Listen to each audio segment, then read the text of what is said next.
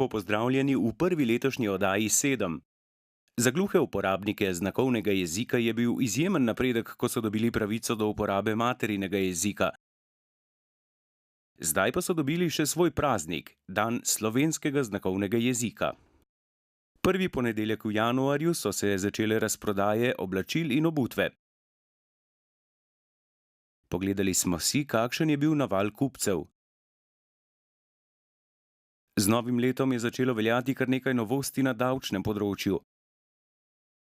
Nekaj si jih lahko ogledate v tokratni oddaji. V kratkih novicah pa si poglejte novo barvo policistov, zadnje športne dogodke in ne spreglejte rubrike Nasveti. Ostanite z nami. Vlada Republike Slovenije je 14. november razglasila za dan slovenskega znakovnega jezika.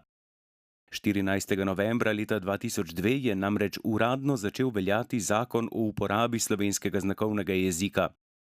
Ta med drugim vsebuje določbo, ki gluhim daje pravico do uporabe materinega jezika. Tudi v ostalih državah je dan znakovnega jezika vezan na pomemben dogodek z tega področja.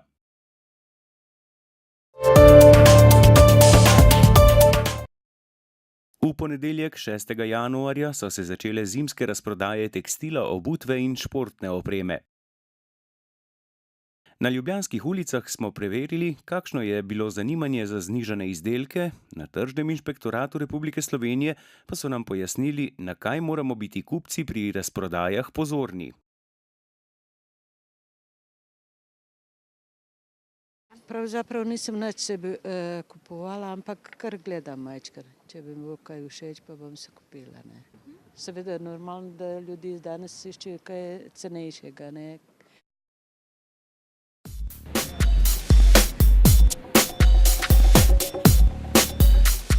Če se najde kakšen kos, pa se bolj dostopne cene so na razprodajah.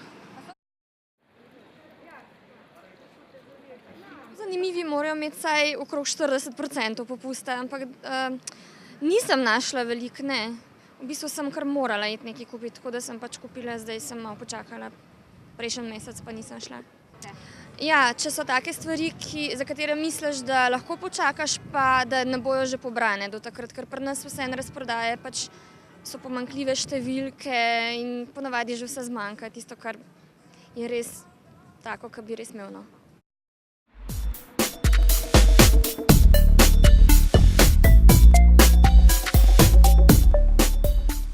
Moramo pa priznati, da razprodaje sploh niso več tisto, kar so včasih bile.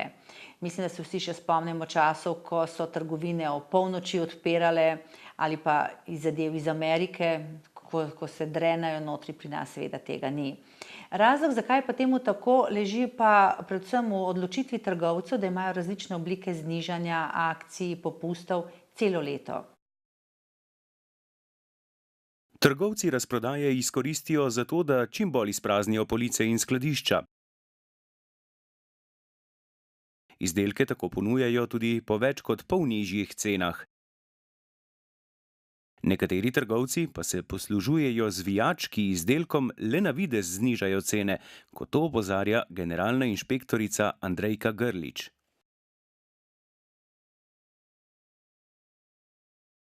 Moramo se pa zavedati, da marže so kar precej visoke, tako da trgovci tukaj kljub tem 70% znižanjem še vedno niso na izgubi. Zgodilo se je, da so mame, posebej še kakšne čeveljčke, vemo, da so otroški čeveljčki zelo dragi, gledale določene škorenjčke zdajle. Decembra so rekle, bomo kupile, ko pride razprodaja. Potem so pa kar naenkrat ugotovile, da je pa že tista izhodiščna cena višja, kot je bila. No, v takšnem primeru potem seveda potrošnik lahko da prijav na Tržni inšpektorat. Bomo zelo hvaležni in seveda bomo šli do takega trgovca in preprečili, da bi bodoče se take nepoštene prakse šel. Če trgovec uporabi izraz razprodaja, potem mora spoštovati pravila, da morata biti dve ceni, višja prečrtana in nižja, in mora objaviti vrsto blaga in čas trajanja. Mora objaviti, če objavi v razponu, da ima nekaj v razprodaji od 20 do 60%, Naprimer, mora imeti najmanj 1/4 blaga znižanega po najvišjem odstotku, se pravi 60-odstotnemu, ki ga je objavil. Istočasno pa lahko pogledamo danes po izložbah, da številni trgovci uporabljajo izraz akcija, znižanje, popusti.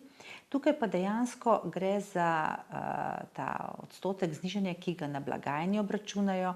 Trgovec ni dolžan imeti dvojnih cen. Tukaj so pravila bolj fleksibilna.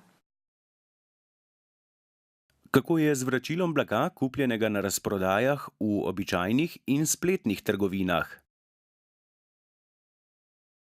Če je z blagom, ki je ga potrošnik kupil na razprodaji, nekaj narobe, se pravi, ali je se skrčilo, ali je strgano, ali karkoli, ima kupec pravico, da ga vrne, ali če ga je kupil na razprodaji ali v redni prodaji. Tukaj govorimo o stvarni napaki. Druga stvar pa je seveda zanimiva in to, da če z blagom nič ni narobe, ampak enostavno premislili smo se. Pridemo domov in ugotovimo, to pa meni ni všeč. Ali nas pa mož, žena skritizira, kaj ste kupili. V tem primeru pa z blagom vse v redu in trgovec ni dolžan sprejeti blaga nazaj. In to je pomembno tako pri normalni prodaji, kakor v času razprodaj in popustov. In še nasvet. Vedno shranite račun za kupljeno blago, saj ga boste potrebovali, če se izkaže, da je z izdelkom nekaj narobe. V nasprotnem primeru trgovec ni dolžan sprejeti reklamacije. Poleg tega z jemanjem računov pri vsakem nakupu pomagate pri zmanjševanju sive ekonomije.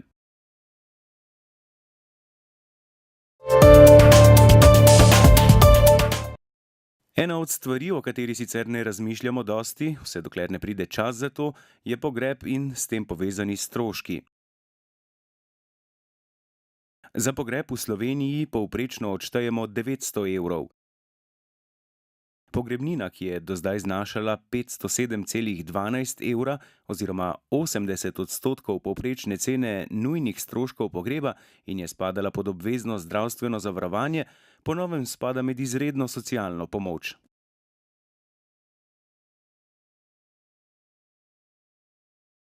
Slovenija je zadnja v Evropi, ki pravico do pogrebnine seli iz zdravstvene blagajne v socialno. Ali povedano drugače, ukinjajo za večino državljanov. Pri veliko ljudeh se bo pojavilo vprašanje stroškov pogreba. Sploh če vemo, da število pogrebov, ki se opravijo na stroške občine, vse bolj narašča. Zdravstvena blagajna je za pogrebnine in posmrtnine porabila okoli 9,5 milijona evrov na leto. Zdaj, ko sta obe pravici preoblikovani v izredni socialni pravici, na ministrstvu za delo predvidevajo, da bo letni strošek skoraj pol manjši, okoli 4,5 milijona evrov.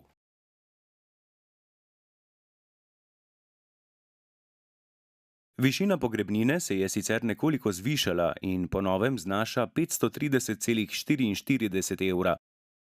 Do nje pa je upravičena samska oseba, ki poskrbi za pogreb in ima dohodke, ki so nižji od 606 evrov, ali družinski član umrlega, ki je poskrbel za pogreb, če skupni dohodki družine ne presegajo 909 evrov.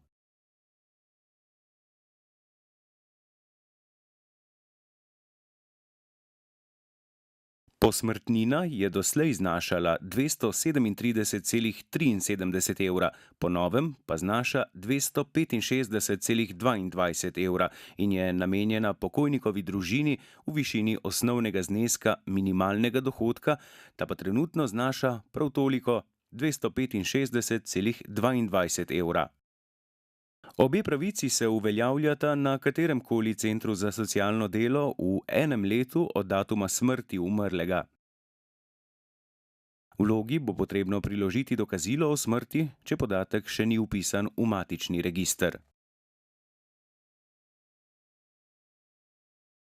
Lučka Bem iz Zveze svobodnih sindikatov Slovenije Poudarja, da pogrebnine in posmrtnine spadajo med najstarejše pravice iz zdravstvenega zavarovanja in ob tem izraža zaskrbljenost, da bomo po črtanju teh pravic ostali še brez mnogo drugih.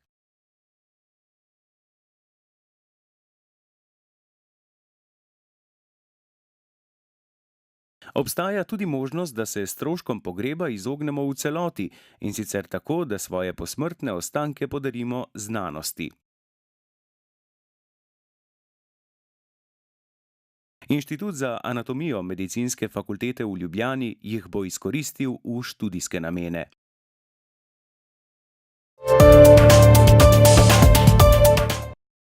Najpomembnejša novost na davčnem področju v letu 2014 je zagotovo davek na nepremičnine, ki je začel veljati z začetkom leta. Z novim davkom bodo obdavčene vse nepremičnine, ki so vnešene v registru nepremičnin. Lastniki lahko podatke o svojih nepremičninah spreminjajo do konca meseca marca. 1. aprila pa bo geodetska uprava podatke posredovala davčni upravi, ta bo nato določila končno vrednost nepremičnin. Ta bo osnova za plačilo nepremičninskega davka. Nepremičninski davek sicer nadomešča vrsto drugih dajatev, ki so veljale do zdaj. Ukinjajo se nadomestilo za uporabo stavbnih zemljišč, davek od premoženja, pristojbina za vzdrževanje gozdnih cest ter začasni davek na nepremično premoženje večje vrednosti.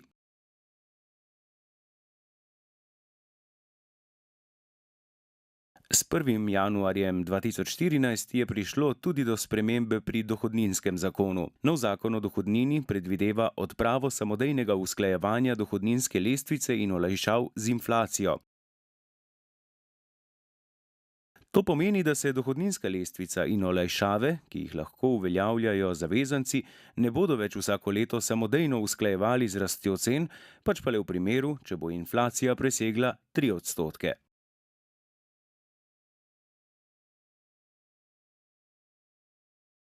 Pri uvrstitvi posameznika v ustrezen davčni razred bodo torej v letošnjem letu veljali takšni zneski, kot veljajo za leto 2013. Nespremenjena ostaja tudi višina davčne olajšave, pri čemer se z novim zakonom ukinja osebno olajšavo, ki se priznava zavezancem po dopolnjenem 65. letu starosti. Z letom 2014 se ukinja tudi posebna osebna olajšava za nekaj tisoč čezmejnih delovnih migrantov. Za zdaj pa ostaja v veljavi še 50% obdavčitev najvišjih plač. To velja za vse tiste, ki letno prejmejo največ 70.907 evrov neto oziroma okoli 5.910 evrov na mesec. Nov zakon o dohodnini je med drugim tudi podlaga za obvezno pokojninsko in invalidsko zavarovanje vsem, ki opravljajo honorarna dela in izhaja iz prenovljenega zakona imenovanega ZPIZ-2. To velja za vse, ki ne plačujejo obveznega zavarovanja ali ne plačujejo prispevkov iz naslova rednega delovnega razmerja. Tovrstne oblike dela bodo obdavčene 15,56%. Upravičencem pa se bo razlika zneska prištela k pokojnini in pri osnovi za izračun delovne dobe. Iz naslova honorarnega dela se bodo povečali tudi prispevki za zdravstveno zavarovanje. Nedavno sprejeti zakon namreč predvideva še plačilo obveznega zavarovanja za vsak dohodek, kar pomeni, da bodo vsi, ki se preživljajo na podlagi avtorskih, podjemnih in drugih pogodb civilnega prava, plačevali še 6,36% od bruto plače in dodatnega 0,53% za zavarovanje za poškodbo pri delu in poklicno bolezen.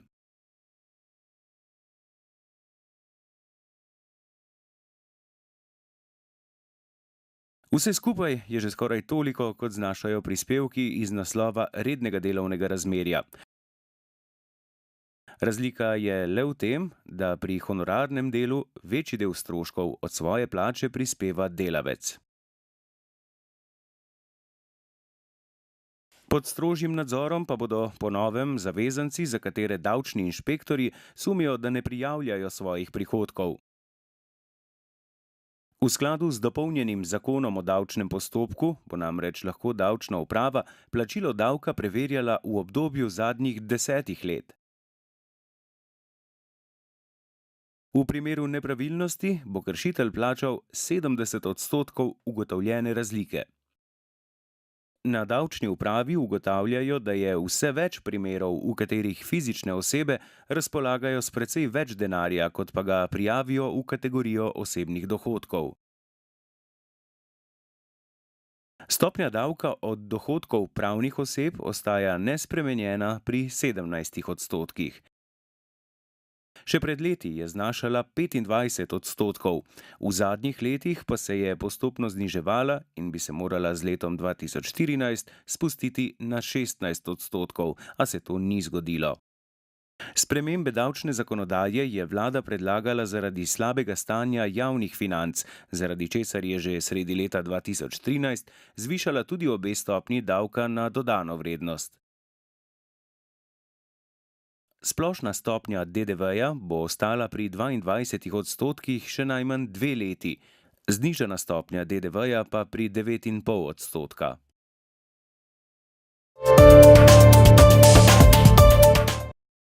Vlada Republike Slovenije je sklenila, da bodo policijski avtomobili, plovila in druga prevozna sredstva po novem tudi rumene barve.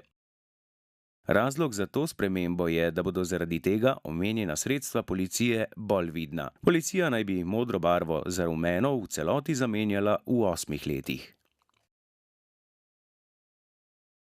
V Mozirjah se je odbojkarska ekipa Power Deaf Women 3 dni pred koncem minulega leta udeležila božično-novoletnega turnirja med slišečimi. Na žalost je ekipa izgubila vse tekme, a je hkrati pridobila izkušnje, ki jih bodo članice potrebovale na nadaljnjih tekmovanjih. Precej bolje pa so nastopili člani reprezentance gluhih v futsalu. Minulo nedeljo so ekipo Društva gluhih iz Gradca premagali s 6-3. V rubriki Nasveti bomo tokrat govorili o razstrupljanju telesa. Med prazniki si mnogi privoščijo obilico hrane in alkohola. Zato je po koncu praznikov ravno pravi čas, da si telo nekoliko opomore. Tole je eden od načinov za razstrupljanje telesa.